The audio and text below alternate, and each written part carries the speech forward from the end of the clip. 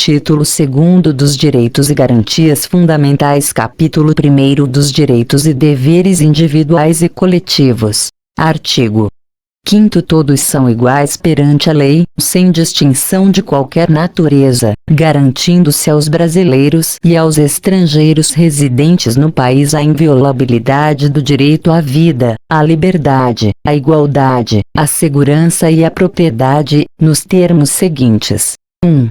Homens e mulheres são iguais em direitos e obrigações, nos termos desta Constituição. 2.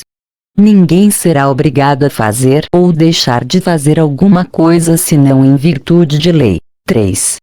Ninguém será submetido a tortura nem a tratamento desumano ou degradante. 4. É livre a manifestação do pensamento, sendo vedado o anonimato. 5. É assegurado o direito de resposta, proporcional ao agravo, além da indenização por dano material, moral ou à imagem. 6. É inviolável a liberdade de consciência e de crença, sendo assegurado o livre exercício dos cultos religiosos e garantida, na forma da lei, a proteção aos locais de culto e às suas liturgias. 7. É assegurada, nos termos da lei, a prestação de assistência religiosa nas entidades civis e militares de internação coletiva. 8. Ninguém será privado de direitos por motivo de crença religiosa ou de convicção filosófica ou política, salvo se as invocar para eximir-se de obrigação legal a todos imposta e recusar-se a cumprir prestação alternativa, fixada em lei. 9. É livre a expressão da atividade intelectual, artística, científica e de comunicação, independentemente de censura ou licença. 10. São invioláveis a intimidade, a vida privada, a honra e a imagem das pessoas, assegurado o direito à indenização pelo dano material ou moral decorrente de sua violação. 11. A casa é asilo inviolável do indivíduo, ninguém nela podendo penetrar sem consentimento do morador, salvo em caso de flagrante delito ou desastre, ou para prestar socorro, ou, durante o dia, por determinação judicial. 12. É inviolável o sigilo da correspondência e das comunicações telegráficas, de dados e das comunicações telefônicas, salvo, no último caso, por ordem judicial, nas hipóteses e na forma que a lei estabelecer para fins de investigação criminal ou instrução processual penal. 13. É livre o exercício de qualquer trabalho, ofício ou profissão, atendidas as qualificações profissionais que a lei estabelecer. 14. É assegurado a todos o acesso à informação e resguardado o sigilo da fonte, quando necessário ao exercício profissional. 15. É livre a locomoção no território nacional em tempo de paz, podendo qualquer pessoa, nos termos da lei, nele entrar, permanecer ou dele sair com seus bens. 16. Todos podem reunir-se pacificamente, sem armas, em locais abertos ao público, independentemente de autorização, desde que não frustrem outra reunião anteriormente convocada para o mesmo local, sendo apenas exigido prévio aviso à autoridade competente. 17. É plena a liberdade de associação para fins lícitos, vedada de caráter paramilitar. 18. A criação de associações e, na forma da lei, a de cooperativas independem de autorização, sendo vedada a interferência estatal em seu funcionamento. 19. As associações só poderão ser compulsoriamente dissolvidas ou ter suas atividades suspensas por decisão judicial, exigindo-se, no primeiro caso, o trânsito em julgado. 20. Ninguém poderá ser compelido a associar-se ou a permanecer associado. 21. As entidades associativas, quando expressamente autorizadas, têm legitimidade para representar seus filiados judicial ou extrajudicialmente. 22. É garantido o direito de propriedade. 23. A propriedade atenderá à sua função social. 24. A lei estabelecerá o procedimento para desapropriação por necessidade ou utilidade pública, ou por interesse social, mediante justa e prévia indenização em dinheiro, ressalvados os casos previstos nesta Constituição. 25. No caso de iminente perigo público, a autoridade competente poderá usar de propriedade particular, assegurada ao proprietário indenização ulterior, se houver dano. 26. A pequena propriedade rural, assim definida em lei, desde que trabalhada pela família, não será objeto de penhora para pagamento de débitos decorrentes de sua atividade produtiva, dispondo a lei sobre os meios de financiar o seu desenvolvimento. 27. Aos autores pertence o direito exclusivo de utilização, publicação ou reprodução de suas obras, transmissível aos herdeiros pelo tempo que a lei fixar. 28. São assegurados, nos termos da lei, a proteção às participações individuais em obras coletivas e a reprodução de imagem e voz humanas, inclusive nas atividades desportivas. B. O direito de fiscalização do aproveitamento econômico das obras que criarem ou de que participarem aos criadores, aos intérpretes e às respectivas representações sindicais e associativas. 29. A lei assegurará aos autores de inventos industriais privilégio temporário para sua utilização, bem como proteção às criações industriais, à propriedade das marcas, aos nomes de empresas e a outros signos distintivos, tendo em vista o interesse social e o desenvolvimento tecnológico e econômico do país. 30. É garantido o direito de herança. 31. A sucessão de bens de estrangeiros situados no país será regulada pela lei brasileira em benefício do cônjuge ou dos filhos brasileiros, sempre que não lhes seja mais favorável a lei pessoal do de cujos. 32. O Estado promoverá, na forma da lei, a defesa do consumidor. 33. Todos têm direito a receber dos órgãos públicos informações de seu interesse particular, ou de interesse coletivo ou geral, que serão prestadas no prazo da lei, sob pena de responsabilidade, ressalvadas aquelas cujo sigilo seja imprescindível à segurança da sociedade e do Estado. 34. São a todos assegurados, independentemente do pagamento de taxas, o direito de petição aos poderes públicos em defesa de direitos ou contra ilegalidade ou abuso de poder. B. A obtenção de certidões em repartições públicas, para defesa de direitos e esclarecimento de situações de interesse pessoal. 35. A lei não excluirá da apreciação do Poder Judiciário lesão ou ameaça a direito. 36. A lei não prejudicará o direito adquirido, o ato jurídico perfeito e a coisa julgada. 37. Não haverá juízo ou tribunal de exceção. 38. É reconhecida a instituição do júri, com a organização que lidera a lei, assegurados: a plenitude de defesa. B. O sigilo das votações. C. A soberania dos veredictos. D. A competência para o julgamento dos crimes dolosos contra a vida. 39. Não há crime sem lei anterior que o defina, nem pena sem prévia cominação legal. 40. A lei penal não retroagirá, salvo para beneficiar o réu. 41.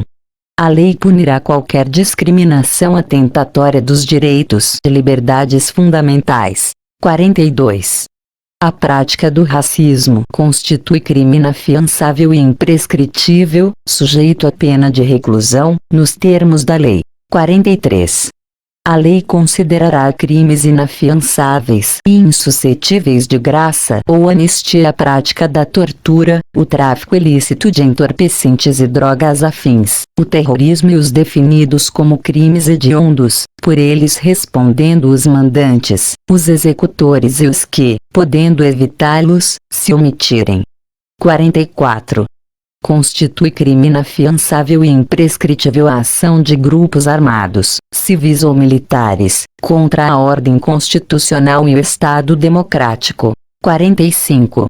Nenhuma pena passará da pessoa do condenado, podendo a obrigação de reparar o dano e a decretação do perdimento de bens ser, nos termos da lei, estendidas aos sucessores e contra eles executadas, até o limite do valor do patrimônio transferido. 46. A lei regulará a individualização da pena e adotará, entre outras, as seguintes: a. Privação ou restrição da liberdade. B. Perda de bens. C. Multa. D. Prestação social alternativa. E. Suspensão ou interdição de direitos. 47. Não haverá penas: a. De morte, salvo em caso de guerra declarada, nos termos do artigo 84, x. B. De caráter perpétuo. C. De trabalhos forçados. D. De banimento. E. Cruéis. 48. A pena será cumprida em estabelecimentos distintos, de acordo com a natureza do delito, a idade e o sexo do apenado. 49. É assegurado aos presos o respeito à integridade física e moral. 50. Às presidiárias serão asseguradas condições para que possam permanecer com seus filhos durante o período de amamentação. 51. Nenhum brasileiro será extraditado, salvo naturalizado, em caso de crime comum, praticado antes da naturalização, ou de comprovado envolvimento em tráfico ilícito de entorpecentes e drogas afins, na forma da lei. 52. Não será concedida extradição de estrangeiro por crime político ou de opinião. 53. Ninguém será processado nem sentenciado senão pela autoridade competente. 54. Ninguém será privado da liberdade ou de seus bens sem o devido processo legal. 55.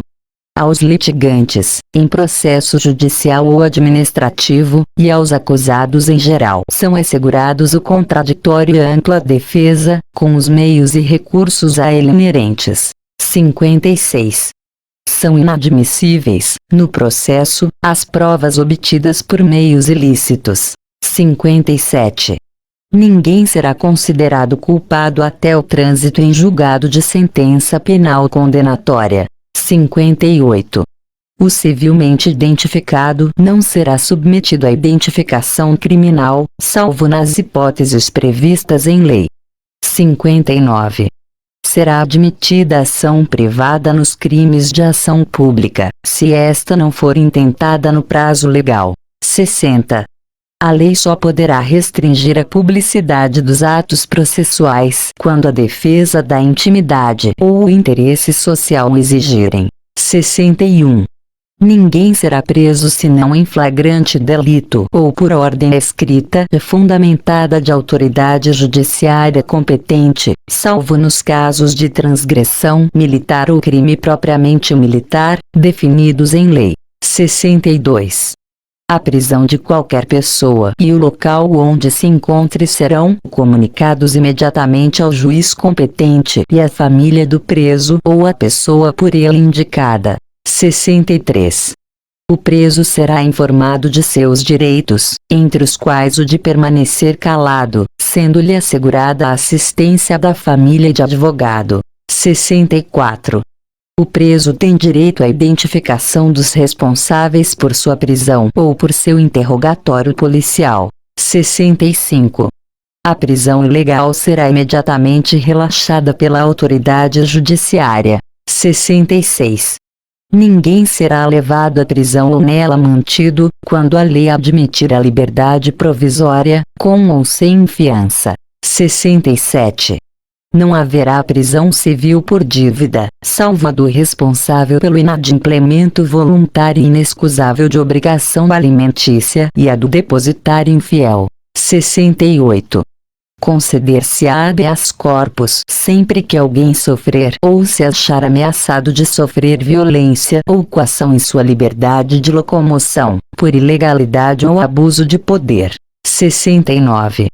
Conceder-se-á mandado de segurança para proteger direito líquido e certo, não amparado por habeas corpus ou habeas data, quando o responsável pela ilegalidade ou abuso de poder for autoridade pública ou agente de pessoa jurídica no exercício de atribuições do poder público. 70. O mandado de segurança coletivo pode ser impetrado por a. Partido político com representação no Congresso Nacional. B. Organização sindical, entidade de classe ou associação legalmente constituída e em funcionamento há pelo menos um ano, em defesa dos interesses de seus membros ou associados. 71. Conceder-se-á mandado de injunção sempre que a falta de norma regulamentadora torne inviável o exercício dos direitos e liberdades constitucionais e das prerrogativas inerentes à nacionalidade, à soberania e à cidadania. 72. Conceder-se-á habeas data. A. Para assegurar o conhecimento de informações relativas à pessoa do impetrante, constantes de registros ou bancos de dados de entidades governamentais ou de caráter público. B. Para a retificação de dados, quando não se prefira fazê-lo por processo sigiloso, judicial ou administrativo. 73. Qualquer cidadão é parte legítima para propor ação popular que visa anular ato lesivo ao patrimônio público ou de entidade de que o Estado participe, à moralidade administrativa, ao meio ambiente e ao patrimônio histórico e cultural, ficando o autor, salvo comprovada má-fé, isento de custas judiciais e do ônus da sucumbência. 74. O Estado prestará assistência jurídica integral e gratuita aos que comprovarem insuficiência de recursos. 75. O Estado indenizará o condenado por erro judiciário, assim como o que ficar preso além do tempo fixado na sentença. 76. São gratuitos para os reconhecidamente pobres, na forma da lei. A. O registro civil de nascimento. B. A certidão de óbito. 77. São gratuitas as ações de habeas corpus e habeas data, e, na forma da lei, os atos necessários ao exercício da cidadania. 78. A todos, no âmbito judicial e administrativo, são assegurados a razoável duração do processo e os meios que garantam a celeridade de sua tramitação. Parágrafo 1º. As normas definidoras dos direitos e garantias fundamentais têm aplicação imediata. Parágrafo 2º. Os direitos e garantias expressos nesta Constituição não excluem outros decorrentes do regime e dos princípios por ela adotados, ou dos tratados internacionais em que a República Federativa do Brasil seja parte. Parágrafo 3º. Os tratados e convenções internacionais sobre direitos humanos que forem aprovados, em cada casa do Congresso Nacional, em 2 turnos, por 3/5 dos votos dos respectivos membros, serão equivalentes às emendas constitucionais. Parágrafo 4º. O Brasil se submete à jurisdição de Tribunal Penal Internacional a cuja criação tenha manifestado adesão. Capítulo 2º dos Direitos Sociais. Artigo 6º. São direitos sociais a educação, a saúde, a alimentação, o trabalho, a moradia, o transporte, o lazer, a segurança, a previdência social, a proteção à maternidade e à infância, a assistência aos desamparados, na forma desta Constituição. Artigo 7º. São direitos dos trabalhadores urbanos e rurais, além de outros que visem a melhoria de sua condição social. 1. Relação de emprego protegida contra a despedida arbitrária ou sem justa causa, nos termos de lei complementar, que preverá indenização compensatória, dentre outros direitos. 2. Seguro-desemprego, em caso de desemprego involuntário. 3. Fundo de garantia do tempo de serviço. 4. Salário mínimo, fixado em lei, nacionalmente unificado, capaz de atender às suas necessidades vitais básicas e as de sua família com moradia, alimentação, educação, saúde, lazer, vestuário, higiene, transporte e previdência social, com reajustes periódicos que lhe preservem o poder aquisitivo, sendo vedada sua vinculação para qualquer fim. 5. Piso salarial proporcional à extensão e à complexidade do trabalho. 6. Irredutibilidade do salário, salvo o disposto em convenção ou acordo coletivo. 7. Garantia de salário, nunca inferior ao mínimo, para os que percebem remuneração variável. 8. 13º salário com base na remuneração integral ou no valor da aposentadoria. 9. Remuneração do trabalho noturno superior à do diurno. 10. Proteção do salário na forma da lei, constituindo crime sua retenção dolosa. 11. Participação nos lucros, ou resultados, desvinculada da remuneração, e, excepcionalmente, participação na gestão da empresa, conforme definido em lei. 12. Salário família pago em razão do dependente do trabalhador de baixa renda nos termos da lei. 13. Duração do trabalho normal não superior a 8 horas diárias e 44 semanais, facultada a compensação de horários e a redução da jornada, mediante acordo ou convenção coletiva de trabalho. 14. Jornada de 6 horas para o trabalho realizado em turnos ininterruptos de revezamento, salvo negociação coletiva. 15. Repouso semanal remunerado, preferencialmente aos domingos. 16. Remuneração do serviço extraordinário superior, no mínimo, em 50% à do normal. 17. Gozo de férias anuais remuneradas com, pelo menos, 1/3 a mais do que o salário normal. 18. Licença gestante, sem prejuízo do emprego e do salário, com a duração de 120 dias. 19. Licença paternidade, nos termos fixados em lei. 20. Proteção do mercado de trabalho da mulher, mediante incentivos específicos, nos termos da lei. 21. Aviso prévio proporcional ao tempo de serviço, sendo no mínimo de 30 dias, nos termos da lei. 22. Redução dos riscos inerentes ao trabalho, por meio de normas de saúde, higiene e segurança. 23. Adicional de remuneração para as atividades penosas, insalubres ou perigosas, na forma da lei. 24. Aposentadoria. 25. Assistência gratuita aos filhos e dependentes desde o nascimento até 5 anos de idade em creches e pré-escolas. 26. Reconhecimento das convenções e acordos coletivos de trabalho. 27. Proteção em face da automação, na forma da lei. 28. Seguro contra acidentes de trabalho, a cargo do empregador, sem excluir indenização a que este está obrigado, quando incorrer em dolo ou culpa. 29. Ação, quanto aos créditos resultantes das relações de trabalho, com prazo prescricional de 5 anos para os trabalhadores urbanos e rurais, até o limite de 2 anos após a extinção do contrato de trabalho. 30.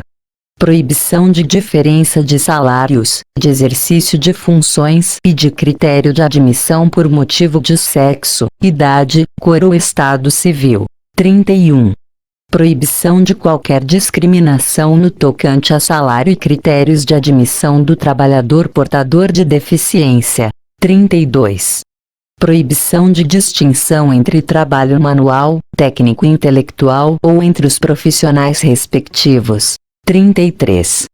Proibição de trabalho noturno, perigoso ou insalubre a menores de 18 e de qualquer trabalho a menores de 16 anos, salvo na condição de aprendiz, a partir de 14 anos. 34. Igualdade de direitos entre o trabalhador com vínculo empregatício permanente e o trabalhador avulso. Artigo 8º. Livre associação profissional ou sindical, observado o seguinte. 1. A lei não poderá exigir autorização do Estado para a fundação de sindicato, ressalvado o registro no órgão competente, vedadas ao poder público a interferência e a intervenção na organização sindical. 2. É vedada a criação de mais de uma organização sindical, em qualquer grau, representativa de categoria profissional ou econômica, na mesma base territorial, que será definida pelos trabalhadores ou empregadores interessados, não podendo ser inferior à área de um município. 3. Ao sindicato cabe a defesa dos direitos e interesses coletivos ou individuais da categoria, inclusive em questões judiciais ou administrativas. 4.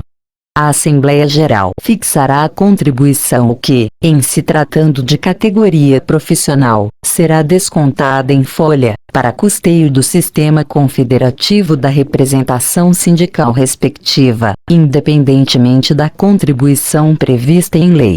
5. Ninguém será obrigado a filiar-se ou a manter-se filiado a sindicato. 6. É obrigatória a participação dos sindicatos nas negociações coletivas de trabalho. 7. O aposentado filiado tem direito a votar e ser votado nas organizações sindicais. 8. É vedada a dispensa do empregado sindicalizado a partir do registro da candidatura a cargo de direção ou representação sindical e, se eleito, ainda que suplente, até um ano após o final do mandato, salvo se cometer falta grave nos termos da lei. Parágrafo único. As disposições deste artigo aplicam-se à organização de sindicatos rurais e de colônias de pescadores, atendidas as condições que a lei estabelecer. Artigo 9. É assegurado o direito de greve, competindo aos trabalhadores decidir sobre a oportunidade de exercê-lo e sobre os interesses que devam por meio dele defender. Parágrafo 1º. A lei definirá os serviços ou atividades essenciais e disporá sobre o atendimento das necessidades inadiáveis da comunidade. Parágrafo 2º. Os abusos cometidos sujeitam os responsáveis às penas da lei. Artigo 10. É assegurada a participação dos trabalhadores e empregadores nos colegiados dos órgãos públicos em que seus interesses profissionais ou previdenciários sejam objeto de discussão e deliberação. Artigo 11. Nas empresas de mais de 200 empregados, é assegurada a eleição de um representante destes com a finalidade exclusiva de promover-lhes o entendimento direto com os empregadores. Capítulo 3º da Nacionalidade. Artigo 12. São brasileiros. 1. Natos. A. Os nascidos na República Federativa do Brasil, ainda que de pais estrangeiros, desde que estes não estejam a serviço de seu país. B. Os nascidos no estrangeiro, de pai brasileiro ou mãe brasileira, desde que qualquer deles esteja a serviço da República Federativa do Brasil. C. Os nascidos no estrangeiro de pai brasileiro ou de mãe brasileira, desde que sejam registrados em repartição brasileira competente ou venham a residir na República Federativa do Brasil e optem, em qualquer tempo, depois de atingida a maioridade, pela nacionalidade brasileira. 2. Naturalizados.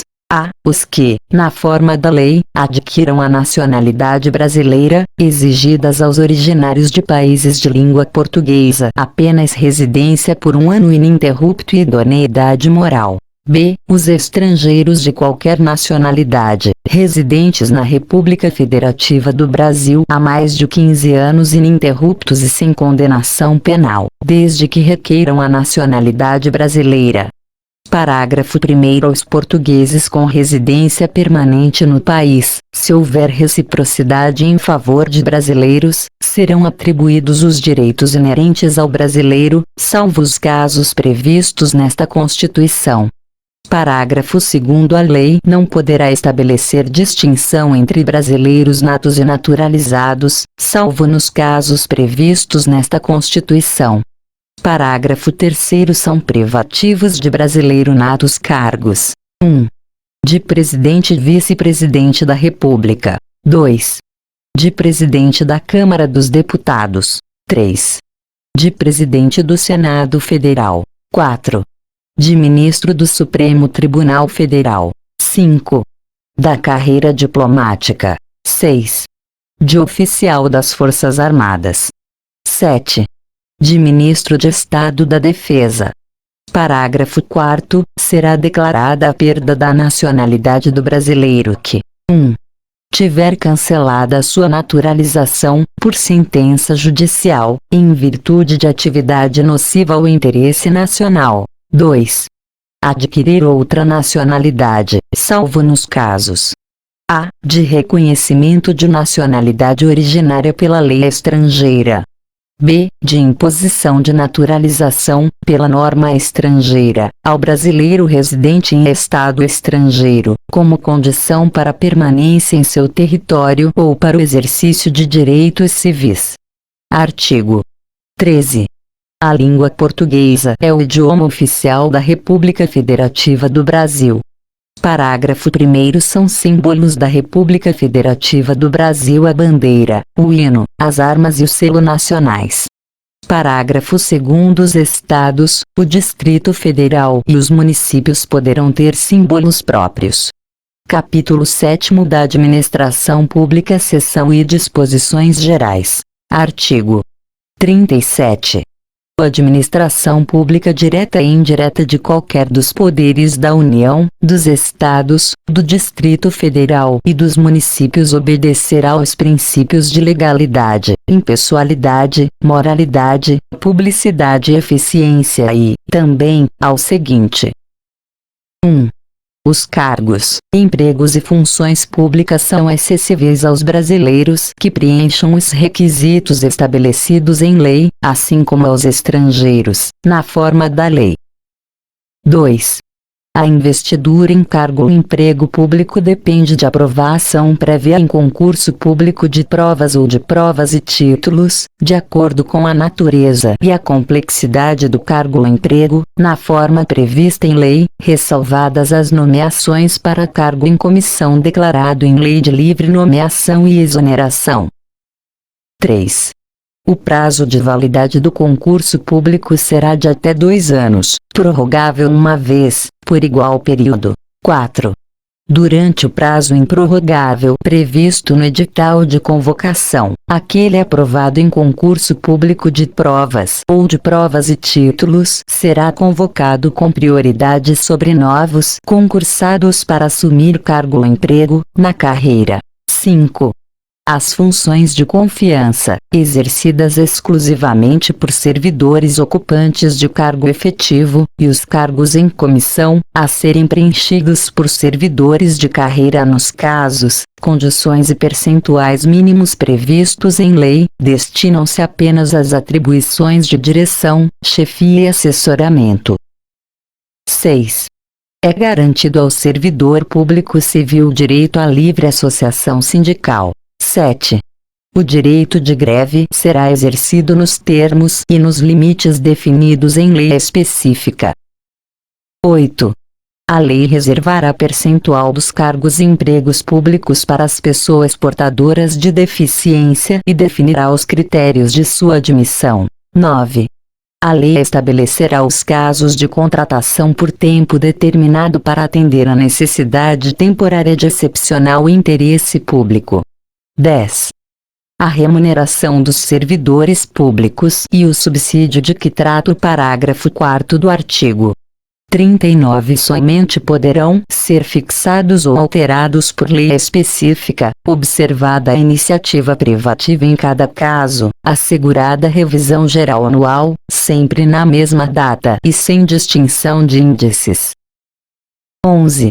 A remuneração e o subsídio dos ocupantes de cargos, funções e empregos públicos da administração direta, autárquica e fundacional, dos membros de qualquer dos poderes da União, dos Estados, do Distrito Federal e dos municípios, dos detentores de mandato eletivo e dos demais agentes políticos e os proventos, pensões ou outra espécie remuneratória, percebidos cumulativamente ou não, incluídas as vantagens pessoais ou de qualquer outra natureza, não poderão exceder o subsídio mensal, em espécie, dos ministros do Supremo Tribunal Federal, aplicando-se como limite, nos municípios, o subsídio do prefeito, e nos estados e no Distrito Federal, o subsídio mensal do governador no âmbito do Poder Executivo, o subsídio dos deputados estaduais e distritais no âmbito do Poder Legislativo e o subsídio dos desembargadores do Tribunal de Justiça, limitado a 90 inteiros e 25 centésimos% do subsídio mensal, em espécie, dos ministros do Supremo Tribunal Federal, no âmbito do Poder Judiciário, aplicável este limite aos membros do Ministério Público, aos procuradores e aos defensores públicos. 12. Os vencimentos dos cargos do Poder Legislativo e do Poder Judiciário não poderão ser superiores aos pagos pelo Poder Executivo. 13. É vedada a vinculação ou equiparação de quaisquer espécies remuneratórias para o efeito de remuneração de pessoal do serviço público. 14. Os acréscimos pecuniários percebidos por servidor público não serão computados nem acumulados para fins de concessão de acréscimos ulteriores. 15. O subsídio e os vencimentos dos ocupantes de cargos e empregos públicos são irredutíveis, ressalvado o disposto nos incisos 11x deste artigo e nos artigos 39, parágrafo 4º, 150, e 153, e 153, parágrafo 2º, e 16. É vedada a acumulação remunerada de cargos públicos, exceto, quando houver compatibilidade de horários, observado em qualquer caso o disposto no inciso 11. A de 2 cargos de professor. B. A de um cargo de professor com outro técnico ou científico. C. A de 2 cargos ou empregos privativos de profissionais de saúde, com profissões regulamentadas. 17. A proibição de acumular estende-se a empregos e funções e abrange autarquias, fundações, empresas públicas, sociedades de economia mista, suas subsidiárias, e sociedades controladas, direta ou indiretamente, pelo poder público. 18. A administração fazendária e seus servidores fiscais terão, dentro de suas áreas de competência e jurisdição, precedência sobre os demais setores administrativos, na forma da lei. 19. Somente por lei específica poderá ser criada a autarquia e autorizada a instituição de empresa pública, de sociedade de economia mista e de fundação, cabendo à lei complementar, neste último caso, definir as áreas de sua atuação. 20. Depende de autorização legislativa, em cada caso, a criação de subsidiárias das entidades mencionadas no inciso anterior, assim como a participação de qualquer delas em empresa privada. 21. Ressalvados os casos especificados na legislação, as obras, serviços, compras e alienações serão contratados mediante processo de licitação pública que assegure igualdade de condições a todos os concorrentes, com cláusulas que estabeleçam obrigações de pagamento, mantidas as condições efetivas da proposta, nos termos da lei, o qual somente permitirá as exigências de qualificação técnica e econômica indispensáveis à garantia do cumprimento das obrigações. 22. As administrações tributárias da União, dos Estados, do Distrito Federal e dos municípios, atividades essenciais ao funcionamento do Estado, exercidas por servidores de carreiras específicas, terão recursos prioritários para a realização de suas atividades e atuarão de forma integrada, inclusive com o compartilhamento de cadastros e de informações fiscais, na forma da lei ou convênio. Parágrafo 1º. A publicidade dos atos, programas, obras, serviços e campanhas dos órgãos públicos deverá ter caráter educativo, informativo ou de orientação social, dela não podendo constar nomes, símbolos ou imagens que caracterizem promoção pessoal de autoridades ou servidores públicos. Parágrafo 2º. A não observância do disposto nos incisos 2º e I implicará a nulidade do ato e a punição da autoridade responsável, nos termos da lei. Parágrafo 3º. A lei disciplinará as formas de participação do usuário na administração pública direta e indireta, regulando especialmente: 1. As reclamações relativas à prestação dos serviços públicos em geral, asseguradas a manutenção de serviços de atendimento ao usuário e a avaliação periódica, externa e interna, da qualidade dos serviços. 2. O acesso dos usuários a registros administrativos e a informações sobre atos de governo, observado o disposto no artigo 5º, x. 3. A disciplina da representação contra o exercício negligente ou abusivo de cargo, emprego ou função na administração pública. Parágrafo 4º. Os atos de improbidade administrativa importarão a suspensão dos direitos políticos, a perda da função pública, a indisponibilidade dos bens e o ressarcimento ao erário, na forma e gradação previstas em lei, sem prejuízo da ação penal cabível. Parágrafo 5º. A lei estabelecerá os prazos de prescrição para ilícitos praticados por qualquer agente, servidor ou não, que causem prejuízos ao erário, ressalvadas as respectivas ações de ressarcimento. Parágrafo 6º. As pessoas jurídicas de direito público e as de direito privado prestadoras de serviços públicos responderão pelos danos que seus agentes, nessa qualidade, causarem a terceiros, assegurado o direito de regresso contra o responsável nos casos de dolo ou culpa. Parágrafo 7º. A lei disporá sobre os requisitos e as restrições ao ocupante de cargo ou emprego da administração direta e indireta que possibilite o acesso a informações privilegiadas. Parágrafo 8º. A autonomia gerencial, orçamentária e financeira dos órgãos e entidades da administração direta e indireta poderá ser ampliada mediante contrato, a ser firmado entre seus administradores e o poder público, que tenha por objeto a fixação de metas de desempenho para o órgão ou entidade, cabendo à lei dispor sobre: 1. O prazo de duração do contrato. 2. Os controles e critérios de avaliação de desempenho, direitos, obrigações e responsabilidade dos dirigentes. 3. A remuneração do pessoal.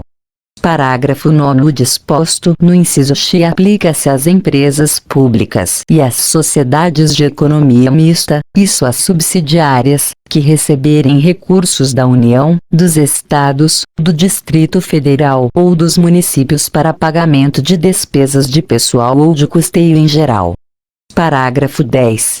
É vedada a percepção simultânea de proventos de aposentadoria decorrentes do artigo 40 ou dos artigos 42 e 142 com a remuneração de cargo, emprego ou função pública, ressalvados os cargos acumuláveis na forma desta Constituição, os cargos eletivos e os cargos em comissão declarados em lei de livre nomeação e exoneração.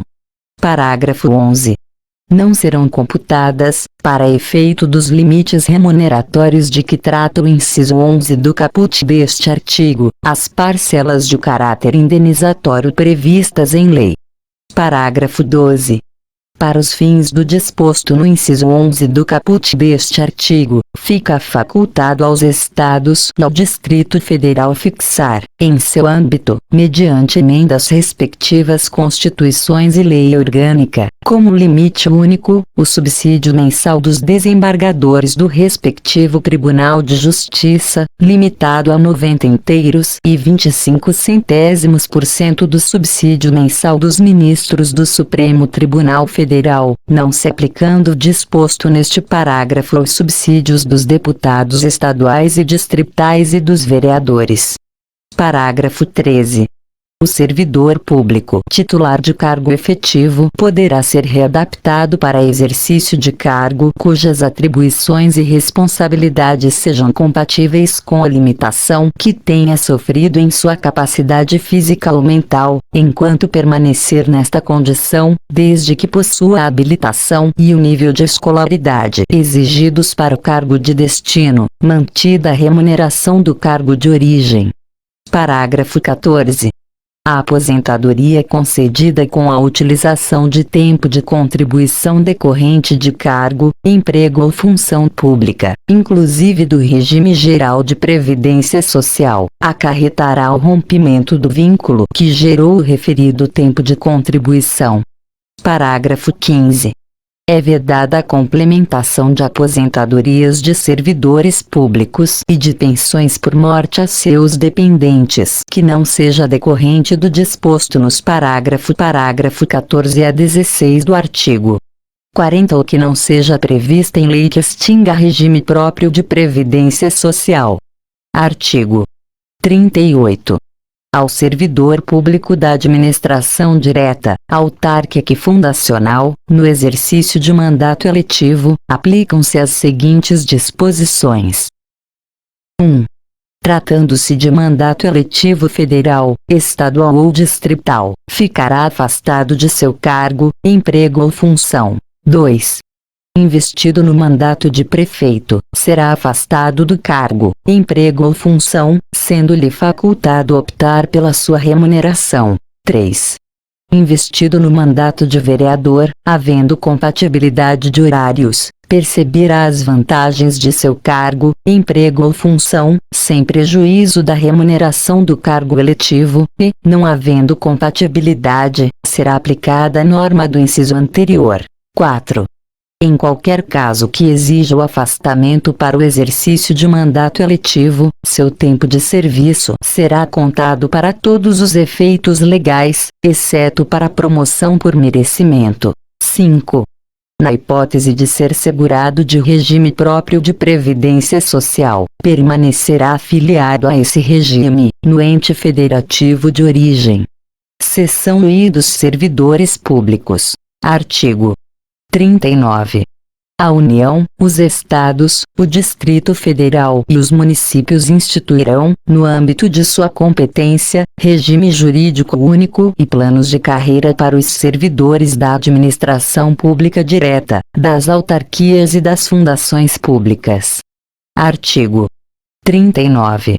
A União, os Estados, o Distrito Federal e os municípios instituirão Conselho de Política de Administração e Remuneração de Pessoal, integrado por servidores designados pelos respectivos poderes.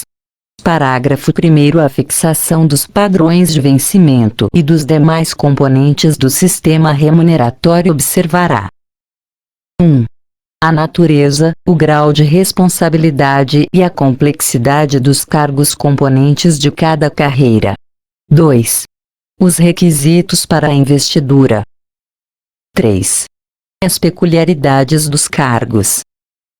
Parágrafo 2º. A União, os Estados e o Distrito Federal manterão escolas de governo para a formação e o aperfeiçoamento dos servidores públicos, constituindo-se a participação nos cursos um dos requisitos para a promoção na carreira, facultada, para isso, a celebração de convênios ou contratos entre os entes federados. Parágrafo 3º. Aplica-se aos servidores ocupantes de cargo público o disposto no artigo 7º, IV, VI, VI, X, X, XI, XV, XVI, XVI, XVI, XX, XX, XXXX, podendo a lei estabelecer requisitos diferenciados de admissão quando a natureza do cargo exigir.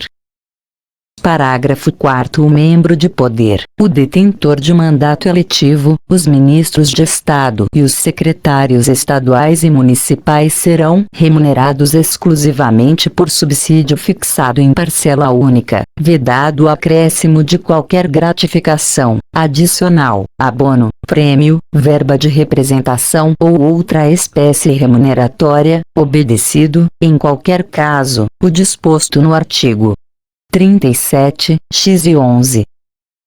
Parágrafo 5º. Lei da União, dos Estados, do Distrito Federal e dos municípios poderá estabelecer a relação entre a maior e a menor remuneração dos servidores públicos, obedecido, em qualquer caso, o disposto no artigo 37, x.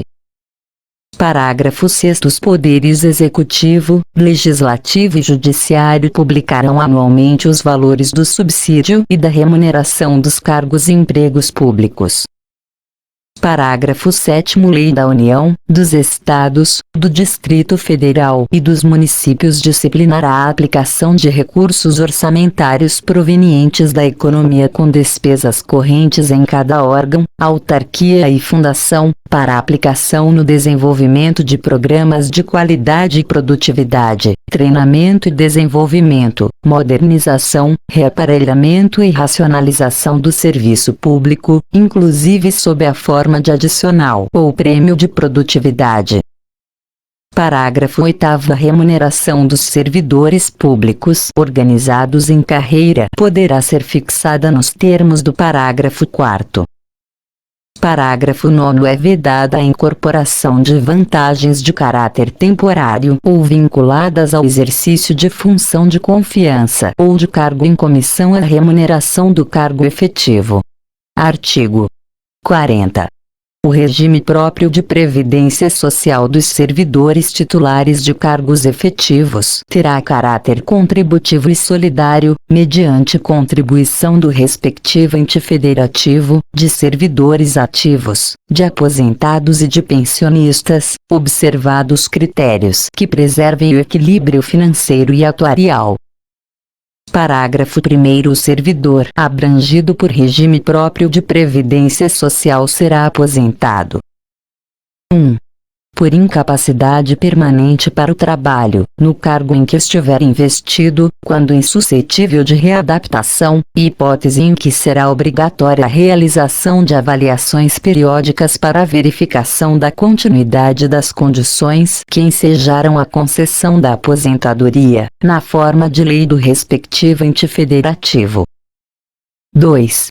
Compulsoriamente, com proventos proporcionais ao tempo de contribuição, aos 70 anos de idade, ou aos 75 anos de idade, na forma de lei complementar.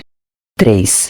No âmbito da União, aos 62 anos de idade, se mulher, e aos 65 anos de idade, se homem, e, no âmbito dos Estados, do Distrito Federal e dos municípios, na idade mínima estabelecida mediante emenda às respectivas constituições e leis orgânicas, observados o tempo de contribuição e os demais requisitos estabelecidos em lei complementar do respectivo ente federativo.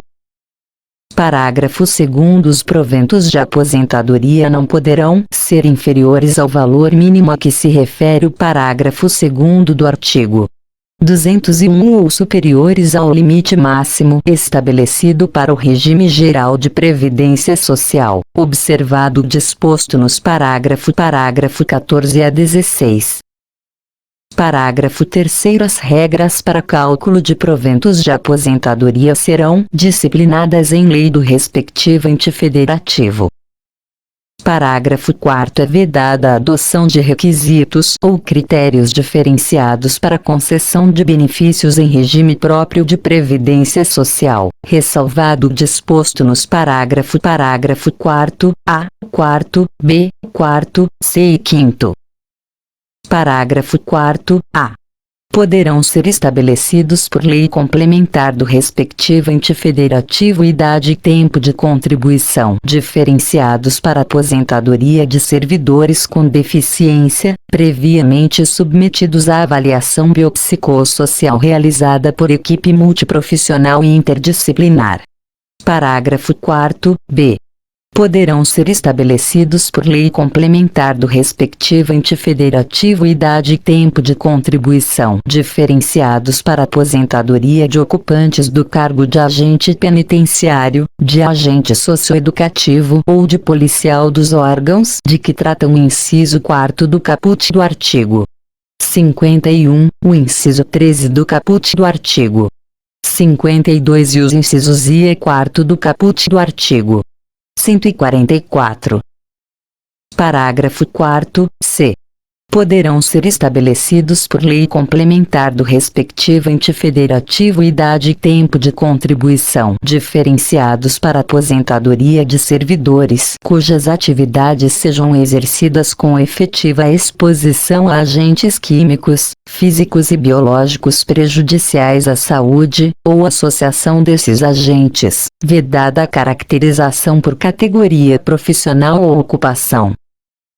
Parágrafo 5º. Os ocupantes do cargo de professor terão idade mínima reduzida em 5 anos em relação às idades decorrentes da aplicação do disposto no inciso 3º do parágrafo 1º, desde que comprovem tempo de efetivo exercício das funções de magistério na educação infantil e no ensino fundamental e médio fixado em lei complementar do respectivo ente federativo.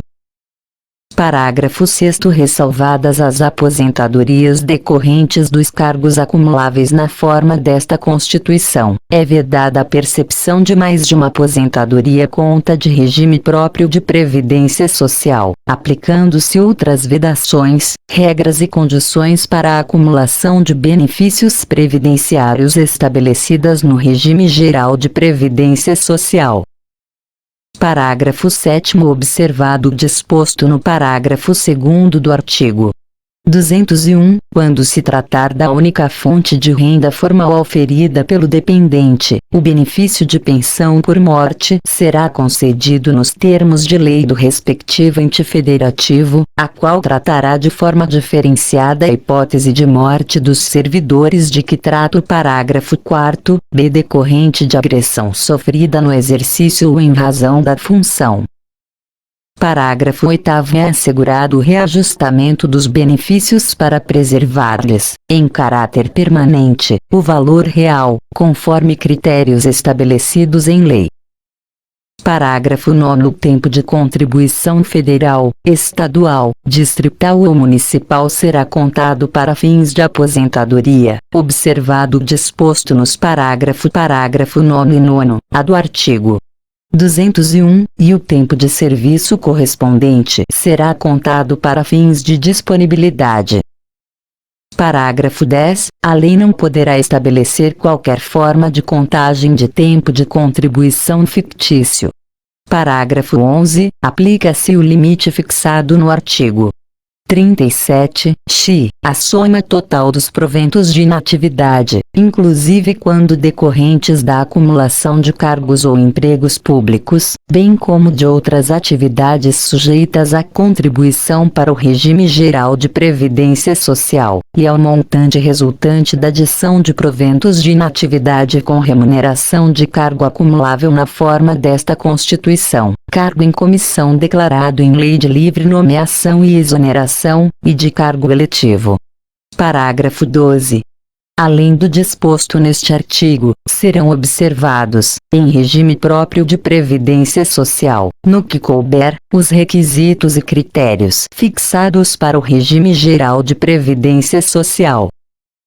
Parágrafo 13. Aplica-se ao agente público ocupante, exclusivamente, de cargo em comissão declarado em lei de livre nomeação e exoneração, de outro cargo temporário, inclusive mandato eletivo, ou de emprego público, o regime geral de previdência social. Parágrafo 14. A União, os Estados, o Distrito Federal e os municípios instituirão, por lei de iniciativa do respectivo Poder Executivo, regime de previdência complementar para servidores públicos ocupantes de cargo efetivo, observado o limite máximo dos benefícios do regime geral de previdência social para o valor das aposentadorias e das pensões em regime próprio de previdência social, ressalvado o disposto no parágrafo 16. Parágrafo 15. O regime de previdência complementar de que trata o parágrafo 14 oferecerá plano de benefícios somente na modalidade contribuição definida, observará o disposto no artigo 202 e será efetivado por intermédio de entidade fechada de previdência complementar ou de entidade aberta de previdência complementar. Parágrafo 16. Somente mediante sua prévia e expressa opção, o disposto nos parágrafo 14 e 15 poderá ser aplicado ao servidor que tiver ingressado no serviço público até a data da publicação do ato de instituição do correspondente regime de previdência complementar. Parágrafo 17.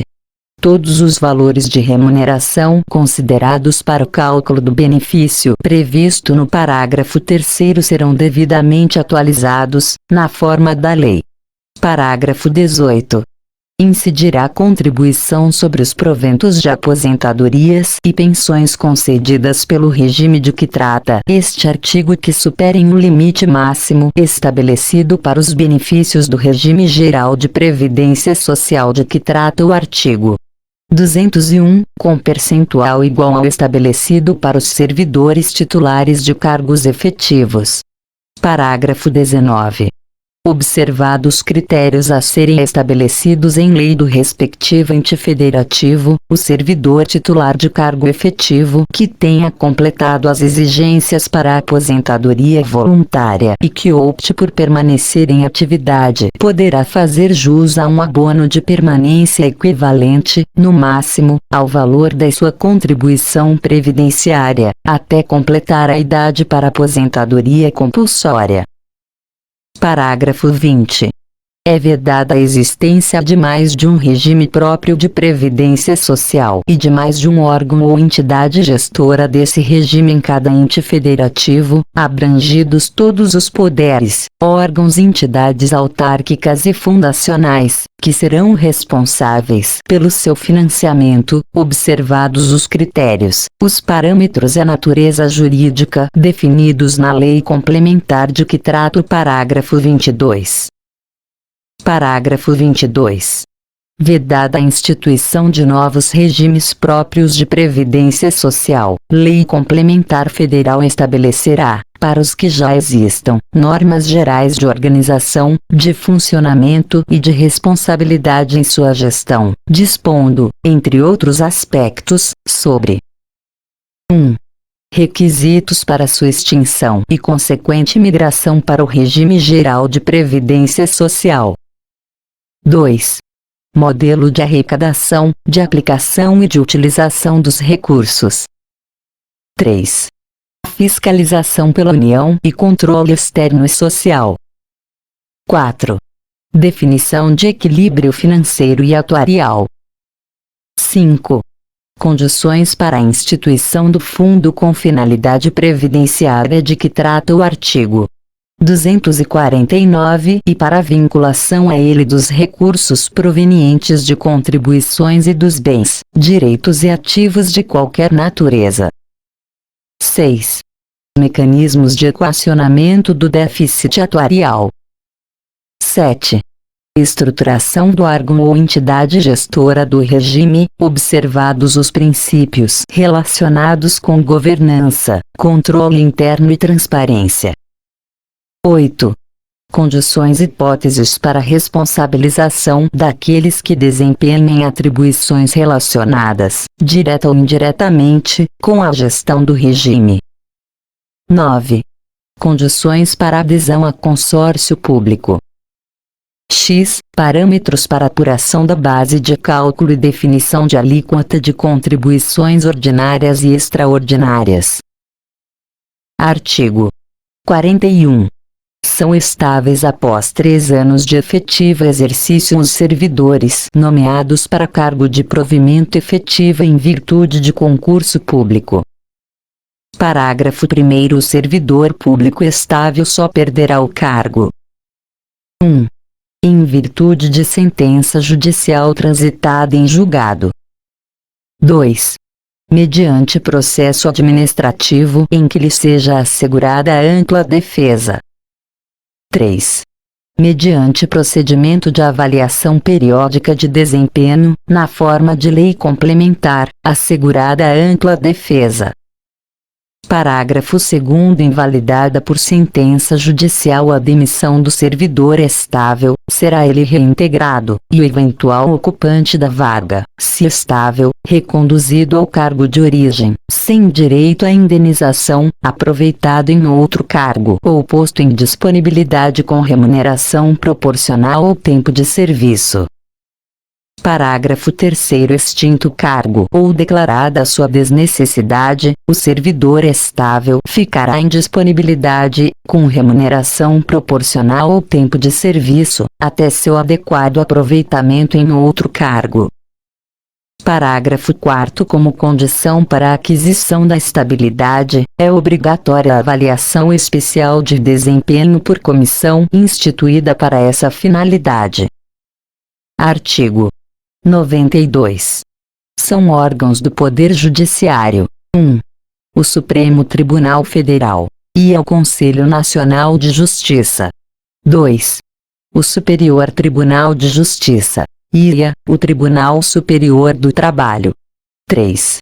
Os Tribunais Regionais Federais e Juízes Federais. 4.